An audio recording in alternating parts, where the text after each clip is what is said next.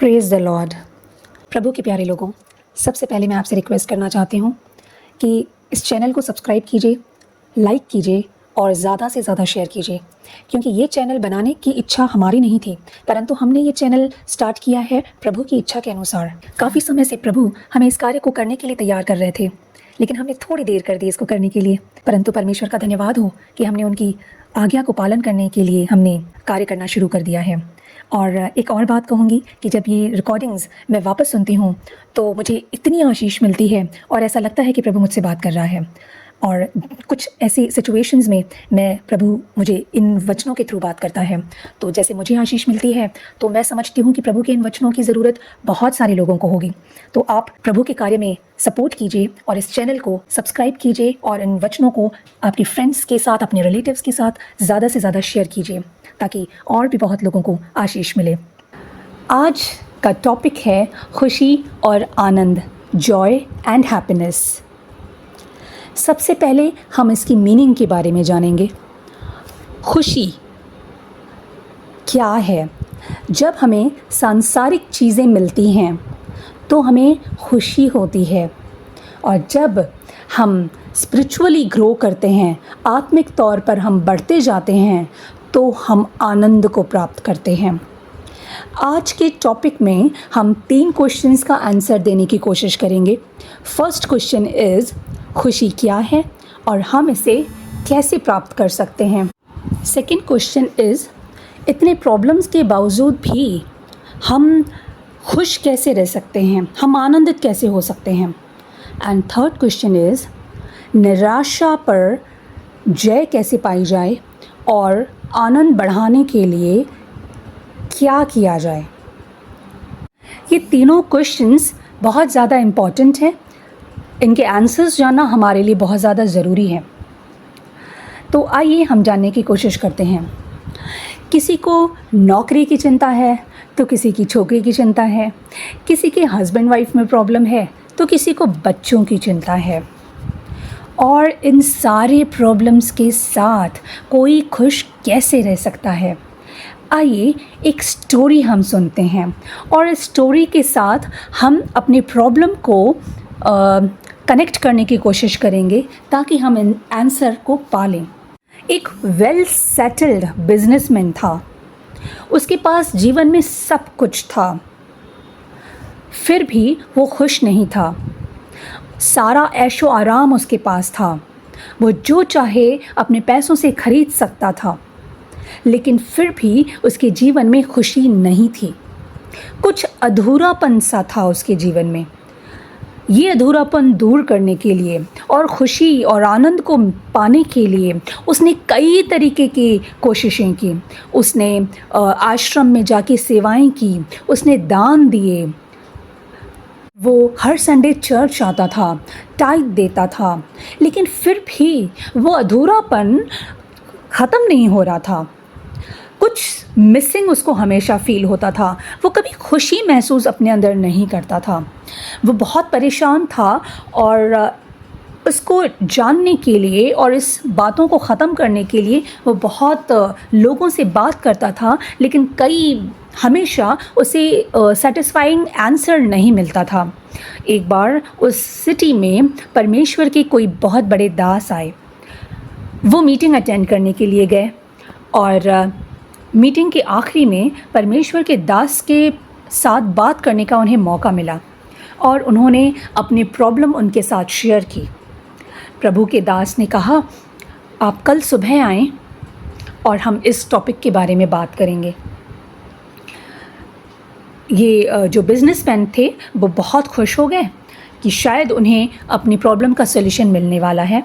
वो कल सुबह उठकर तैयार होकर वो प्रभु के दास के पास गए, जहाँ पर वो परमेश्वर के दास रुके हुए थे। वहाँ पर सामने ही गार्डन था। परमेश्वर के दास उस बिजनेसमैन को वहाँ गार्डन तक लेकर गए और कहा कि आपको सबसे अच्छा फूल चुनकर लाना है। उस गार्डन में बहुत सारे खूबसूरत फूल लगे हुए थे, एक से बढ़कर एक फूल थे वहाँ पर। और परमेश्वर के दास ने कहा कि आपको सबसे अच्छा फूल लेकर आना है। लेकिन शर्त ये है कि सबसे अच्छा फूल चाहिए, और जब आप आगे बढ़ते हैं तो आप अपने कदमों को वापस नहीं ले जा सकते। बिजनेसमैन ने देखा कि वहाँ एक से एक खूबसूरत खुशबूदार फूल हैं। जैसे ही वो एक फूल को तोड़ने के लिए झुका, वैसे ही देखा कि थोड़ा आगे उससे भी ज़्यादा खूबसूरत फूल था। ऐसे करते करते आगे बढ़ते बढ़ते और खूबसूरत फूल उससे मिलते गए, और पहले वाले को छोड़कर वो आगे बढ़ता गया। और एक समय आया कि वहाँ कोई भी फ्रेश फ्लावर्स नहीं थे, वहाँ फिर सिर्फ मुरझाए हुए फूल थे, और शर्त के अकॉर्डिंग वो वापस नहीं जा सकता था, इसीलिए उसे मुरझाया हुआ फूल ही वो ला पाया। और वो उसका गर्दन नीचे झुकी और वो पास्टर को उसने मुरझाया हुआ फूल दिया। Same as in our daily life, हम बेहतर की तलाश में हमारे आज को टेंस्ड कर रहे हैं, हमारा आज हमारा स्ट्रेस से भरा हुआ बिता रहे हैं। मेरे प्रियों, हमें जानबूझकर खुद खुश रहना होगा। हमें खुश रहने की जिम्मेदारी हमारी खुद की है। परमेश्वर हमें हर दिन एक नई सुबह देते हैं, हमारे लिए सूरज की वो फ्रेश रोशनी देते हैं। क्या सूरज मुरझाई हुई रोशनी आपको देता है? नहीं, वो बाहें पसारे हुए अपनी फ्रेश रोशनी आपको देता है। वो परमेश्वर की तरफ से है। परमेश्वर हर दिन हमें एक नई आशा देता है, नए कार्य देता है, नया आनंद हमारे अंदर भरते हैं, हमें भेजते हैं, पर हम खुद उस आनंद को एक्सेप्ट नहीं करते। क्यों? क्योंकि हमारा दिमाग हमारे रोज़ की बातों में ही उलझा हुआ है कि आज मेरे पास ये नहीं है, मेरे पास वो नहीं है। हम भी उस बिजनेसमैन की तरह बेहतर की तलाश में हम अपने आज को ख़राब कर रहे हैं, और अपने आज में हम दुखी हो रहे हैं। अपनी खुशी और आनंद के ज़िम्मेदार हम खुद हैं। हमें सिर्फ अपने नज़रियों को बदलना होगा। जो हमारे पास नहीं है उसके लिए निराश नहीं होना चाहिए, पर जो हमारे पास है, जो परमेश्वर ने ऑलरेडी हमें दिया है, हमें उसके लिए खुश होना सीखना होगा और धन्यवाद करना होगा। हो सकता है कि आपके जीवन में किसी चीज़ की कमी हो सकता है फाइनेंशियल कुछ प्रॉब्लम्स चल रही हों, लेकिन आप अपने बच्चों को देखकर खुश हो सकते हैं। ऐसे बहुत से लोग हैं, बहुत से कपल्स हैं जिनको बच्चे नहीं। आप जिस घर में बच्चे नहीं हैं, आप उनके जीवन को महसूस कर सकते होंगे। परमेश्वर ने आपको बच्चे दिए हैं, प्यारे बच्चे दिए हैं। आप उनके साथ खुश रह सकते हैं, उनकी खुशी में उनके बचपन को जी सकते हैं।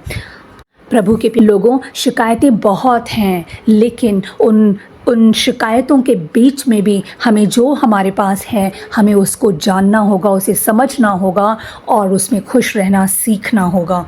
रोमियो के 14th चैप्टर के 17 और 18 वर्स में हम देखते हैं, वहाँ शारीरिक और आत्मिक दोनों तरह की खुशी के बारे में, यानी खुशी और आनंद दोनों तरह के बारे में बताया गया है। व्यवस्था विवरण के 16 अध्याय के 13, 14 और 15 वर्स में हम देखते हैं, इस वचन में परमेश्वर चाहते हैं कि हम हमेशा आनंदित रहें, हमेशा आनंद करें। इसलिए परमेश्वर ने 7 दिनों का पर्व मनाने के लिए, फेस्टिवल बनाने के लिए वहाँ कहा है। और 15 पद में कहा है कि तेरा परमेश्वर यहोवा तेरी सारी बढ़ती में और तेरे सब कामों में तुझको आशीष देगा।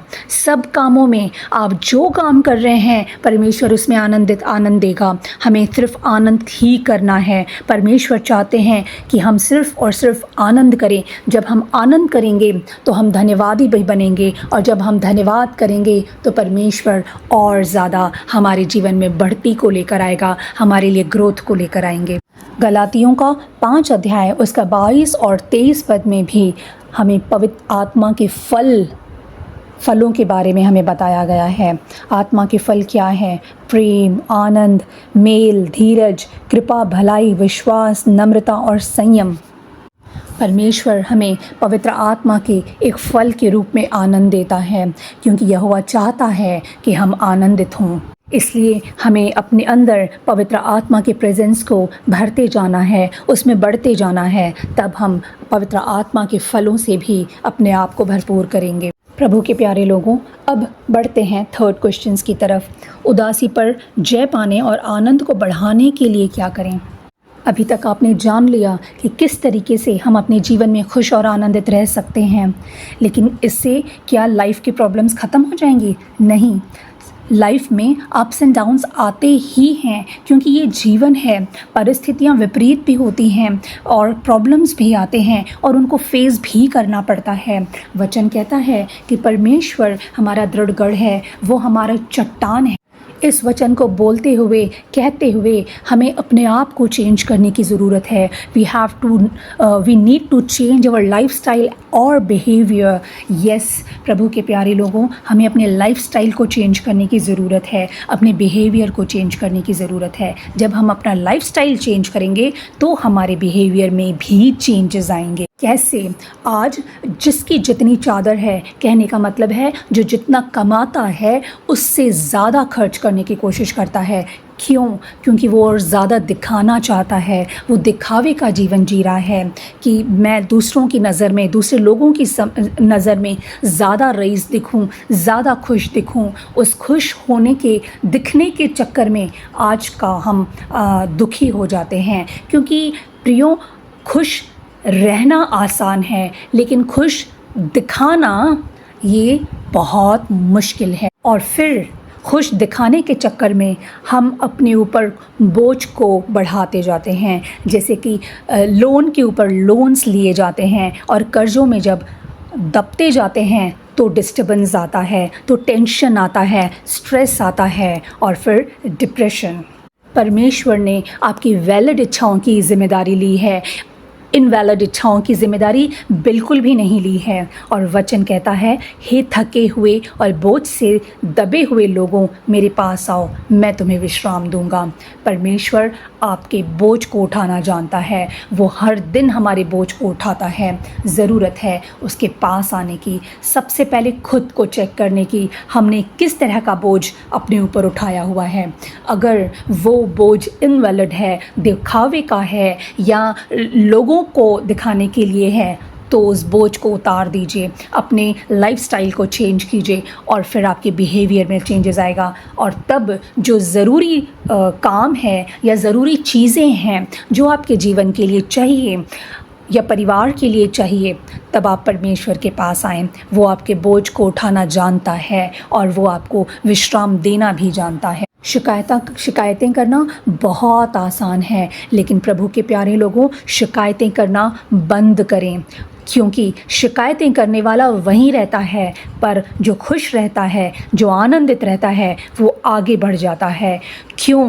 क्योंकि वो परमेश्वर उनके साथ रहता है, जो हमेशा आनंदित रहते हैं और धन्यवादी रहते हैं, परमेश्वर को हमेशा धन्यवाद करते हैं। परमेश्वर उनसे हमेशा प्रसन्न रहता है और उनके साथ रहता है और बहुत आयत की आशीष उन्हें देता है। हर सुबह जब आप उठते हैं, अपने आप को ब्लेसिंग्स दीजिए प्रभु यीशु मसीह के नाम से, ये कि प्रभु की संतान हूँ, प्रभु मेरे अंदर रहते हैं, प्रभु का आत्मा मेरे साथ रहता है, मुझ में रहता है।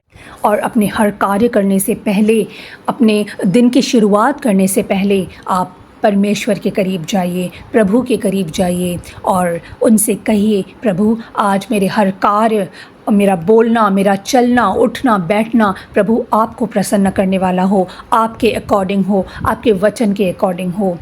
तब परमेश्वर, जो महान परमेश्वर है, जो हमारे अंदर रहना चाहता है, हमसे बात करना चाहता है, वो हमारे अंदर आएगा और हमारे जीवन में आशीषों की बढ़ोतरी करता जाएगा। हर दिन, हर सुबह ये कहें कि प्रभु यीशु मसीह के नाम से मैं ब्लेस्ड हूँ। प्रभु की आशीष आप सबके साथ बहुत आयत से हो। Thank you.